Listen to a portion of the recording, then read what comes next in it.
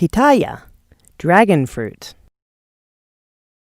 Pitaya is a fruit with an intense aroma, refreshing, and sweet taste. It belongs to the Cactaceae family, and it originated in Central America. Its scientific name is Hylocereus megalanthus.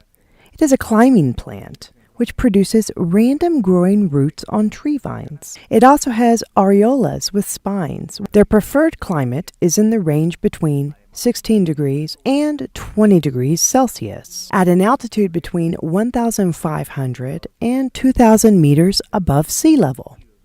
Since the pitaya is a cetacean, it does not need a lot of light, so it requires a shadow cover between 40% and 60%.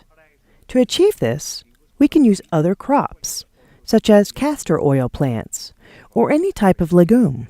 Many farming families in the town of Chipata, Santander, have found in pitaya an economically viable option, and with effort and dedication, it can become quite profitable.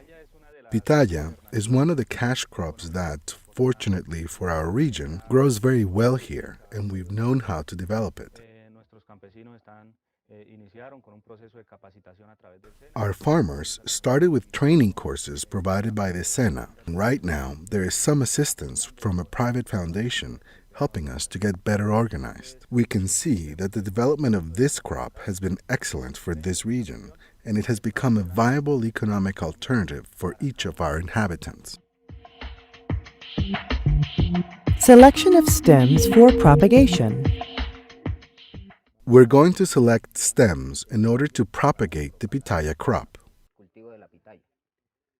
The main traits we look for in selecting which stem to pick for propagation are: it should be a plant with very good physiological conditions. It should have healthy branches, and it should have good production. It should be completely healthy. It should have no diseases or pests. If we look here where the buds are located, we can see that it has a very strong tendency to propagate. The tips are completely healthy. It has good vigor. So we proceed to cut the branch starting at the base.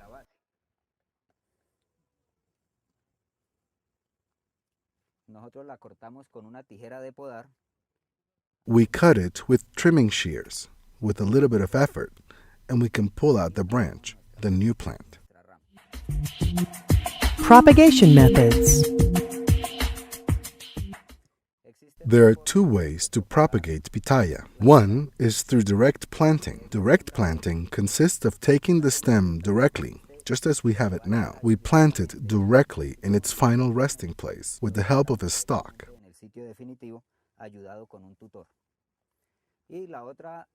The other system of propagation is through cuttings. It consists of taking pieces of the stalk that we've selected, and we take cuttings of about 40 centimeters in length. You have to treat these branches. You have to cure them. What does curing consist of? Curing consists of letting scar tissue form on the area where we did the cutting. Why? We can't use the plant directly just yet, since she is producing exudate right now.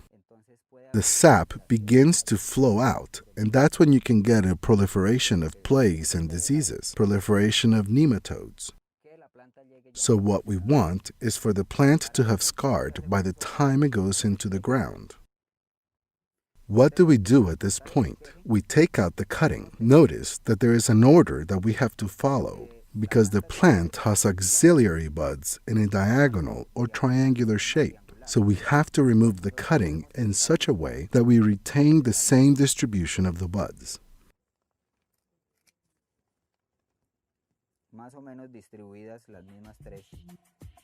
The pitaya develops well in soils with good drainage. They need to have good filtration, which avoids the problem of excess water accumulating.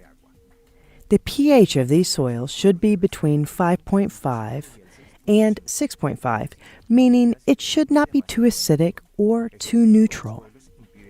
These types of soils retard the proliferation of nematodes and bacteria. Now that we're in the place we're going to use, we will first need to fill it up with organic compost, if possible, using 2 or 3 kilos of organic compost in each hole for each plant. The first thing we do is to prepare the soil. We make a hole 30 centimeters wide and approximately 30 centimeters in depth. We add 2 or 3 kilograms of organic compost. Let's put it now. We should be careful with this organic compost. It must be very well decomposed. It can't just be any compost. We mix in the dirt again, making sure that it is well mixed with the compost. We pat it down. A little bit, but just a little bit. The idea is to dislodge the air a bit, and so that the base of the stem enters in direct contact with the soil. We plant a stake and we tie it to the stem. We must keep in mind that when we tie the stem, it should be with a material that won't damage it, that won't cut it, that won't be too weak or too thin, because if we tie it with something too thin, we run the risk of cutting into the stem. So now we have our plant ready. It will take approximately 1 month for the roots to take. Then we will see the results.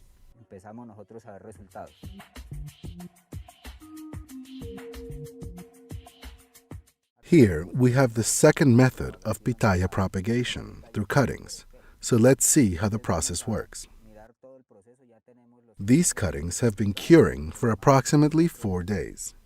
The first thing we do is to prepare a disinfectant solution with the purpose of helping the plant to avoid catching any plagues or root diseases.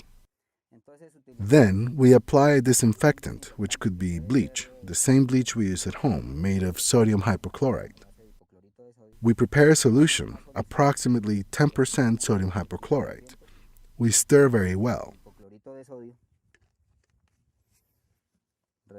We could also use a fungicide, any commercial fungicide you can find that's formulated with mancozeb or any other product.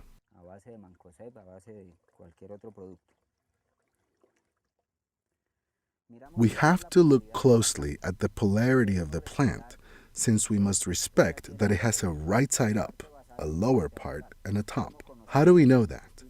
Look at the spines. The spines are always pointed upwards, so that is the way we know where the top of the plant is located. And we always disinfect here, in the lower part, which is what we do now. We apply a root growth hormone.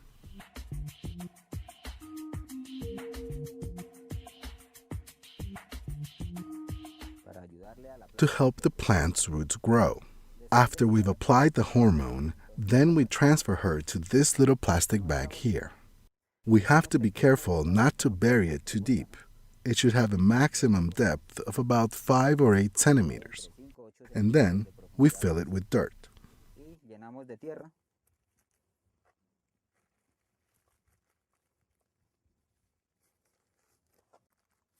We tap it down a little, very gently. The idea is for the dirt to quickly come in contact with the areas where the roots are going to grow, so that the two come into contact and roots begin to grow. We have our future plant ready and we wait for roots to grow. Pruning throughout the growth stages. We are in a plantation that was started approximately 2 or 3 months ago. We're going to talk about formation pruning. After we plant it in the field, we have to shape it into a single branch. Each one of the offshoots that grow on the sides have to be eliminated so as to not diminish the main plant's potency. If we leave 2 or 3 branches, they are taking up food. They're also consuming water. They're competing for light. And you will have competition between the 2 main branches. Therefore, we are going to start shaping the plant. We remove these stems, these parasites, and we leave a single branch so it can climb as fast as possible up into the wires.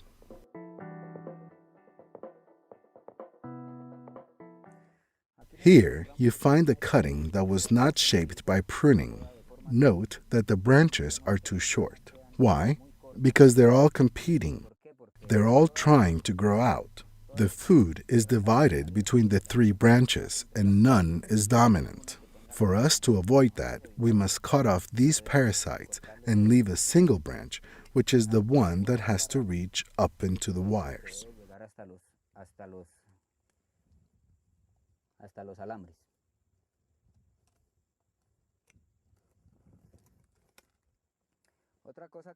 Another thing we noticed here is that when we don't know which branch to take the cutting from, we take out a branch that is about to bear fruit. So then we will end up with a situation where the cutting will produce flowers and she will stay small. The plant is ready to become productive and she won't grow all of the foliage that we need.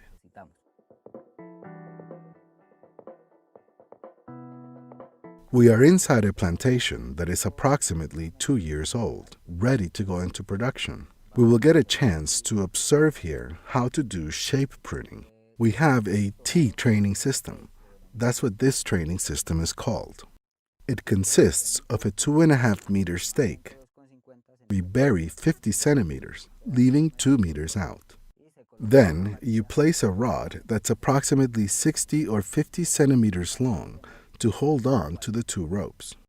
The ropes must be protected by a 1/2-inch hose so that the plant won't be injured by the wire, by rust and all that. Those things can damage the plant. So, in order to protect it, we use the hose. Once the plant reaches a certain height, approximately 1.2 or 1.5 meters, we need to prune the top to remove the dominance and make the plant split in 2. We are going to direct a branch to each of the ropes that we have here, one on this side, one to the other side. Once each of these branches reaches these ropes, we let them extend for another 20 centimeters, and then we cut off the tip.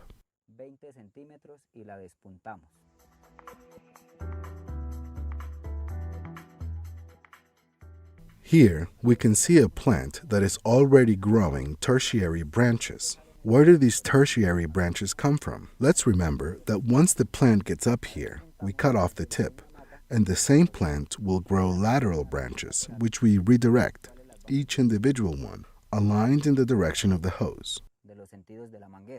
Why do we do that? That tertiary branch is the branch that we manage, and it's the branch that's going to make the 4th level branches, which are the ones that will produce the flowers. It's these branches that will start to produce these little buds, these areoles, which are going to become the productive branches where the Pitaya is going to grow.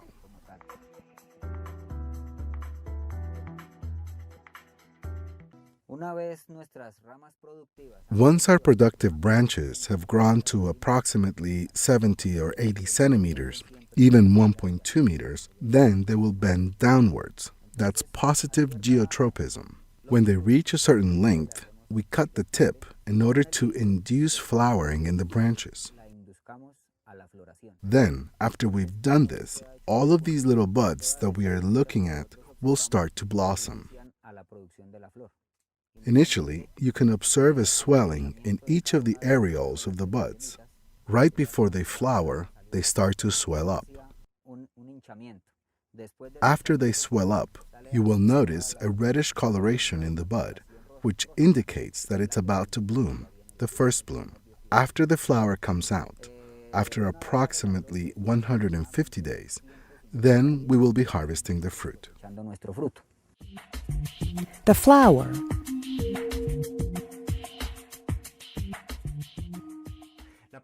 The Pitaya is known as the queen of the night, since its flowers open up at night. As long as they haven't been pollinated, they stand straight up or slightly inclined. Once they are pollinated, they become limp and fall away. Here we can see a Pitaya flower. The flower has an elongated shape. It opens up in the shape of a trumpet. Watch the lower part, which is the ovary, and from here onwards we find the corolla. The flower has some special characteristics. The flower opens up starting at 5 o'clock in the afternoon, 5 or 6 in the afternoon, and the flower stays open the whole night until approximately 7 in the morning. That's the time when the pollinating insects arrive and they pollinate the flower.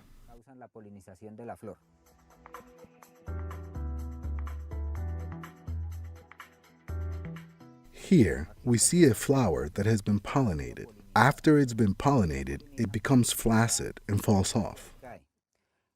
Notice in this part here, you can see a change in color from green to yellow. It means that it's tissue that the plant doesn't need anymore. So one of the sanitary practices that we need to perform is to prune away this tissue. Observe. And we take it out like this. You have to be careful when you do this. Why? Because the pollen tube is now in formation and it's in this area. If we prune the pistil before the pollen tube passes, then there is no way to fertilize the ovary, and then the fruit won't develop. If we cut it off before the pollen tube passes, then with all certainty there will be an abortion. Cultivation tasks. Among the common tasks associated with Pitaya cultivation, we have the task of keeping the land clear. You have to be constantly clearing the area around the roots of the plant. First of all, to avoid an increase in the relative humidity, which bring about diseases to the crop. When we are in the growing stage, we need to apply phosphorus and nitrogen-based fertilizers. Those are the nutrients that are most needed in this stage, and until the flowering stage, you always need phosphorus fertilizer. From the moment that the flower is fertilized, the plant begins a process of absorbing potassium. Then, it's important to apply a good dose of potassium after the fruits start to grow. Traits of the developing fruit. Here we see the fruit that is midway through the growth process. One characteristic trait of Pitaya is a purple coloration. We can see that here in the spines. The redder they are, the more vigorous the plant is. Same thing with flowers. When the flowers have a purple coloration, like dark fuchsia, it means that they have a lot of vigor. If at any point the flower loses this coloration, it means that the plant or the flower is already dead when it takes on yellowish tones. These here are growing very, very well. Plagues. Amongst the most important plagues is the flower fly or ovary fly. This is a fly that belongs to the Victoria order, genus Dasypus. It starts to cause damage starting at the flower button, starting with the first blossom, more or less when the first blossom is 8 or 15 days old. Then the fly arrives and attacks. What does the fly do? The fly has an ovipositor that penetrates inside the flower and lays its eggs directly inside the flower.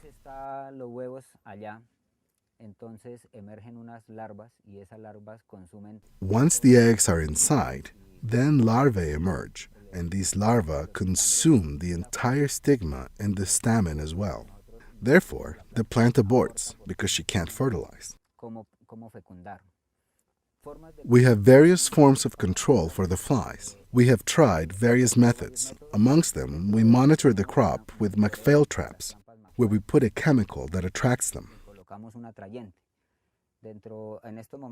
Right now, the bait that we're using is molasses mixed in with a little bit of insecticide, and you have to change them every 8 days. Hay que estarlas cambiando por ahí cada 8 días.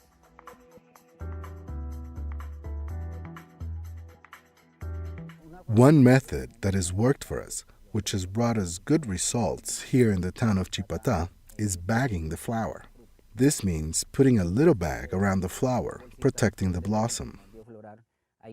You have to place the bag when she's like this, right away, because if we wait until the blossom grows more, by then the fly will have arrived and attacked. You have to be careful with the bag, because we have to disinfect the plant first. We have to fumigate with any fungicide, some protection, because the heat generated inside the bag can also help to propagate diseases.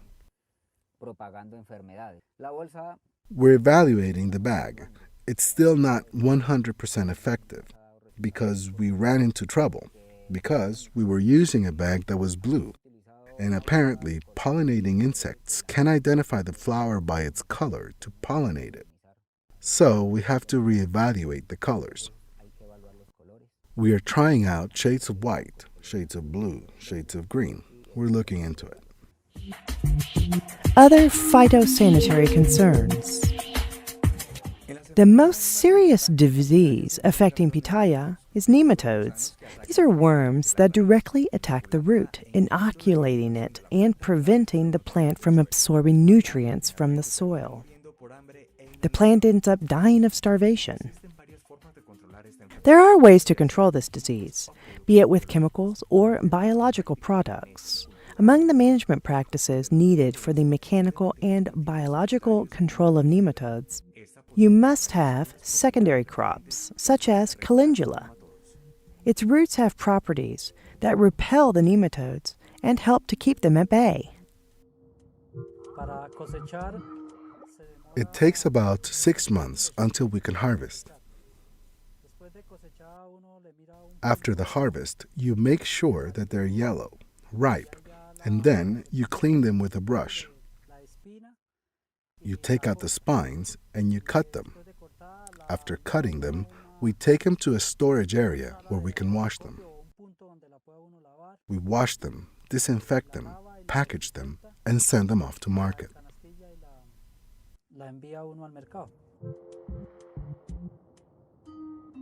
The pitaya, also known as dragon fruit, contains inside attractive yellow skin, its sweet flavor, fiber, iron, phosphorus, and calcium. Its black seeds possess a natural fat that helps to improve the digestive tract.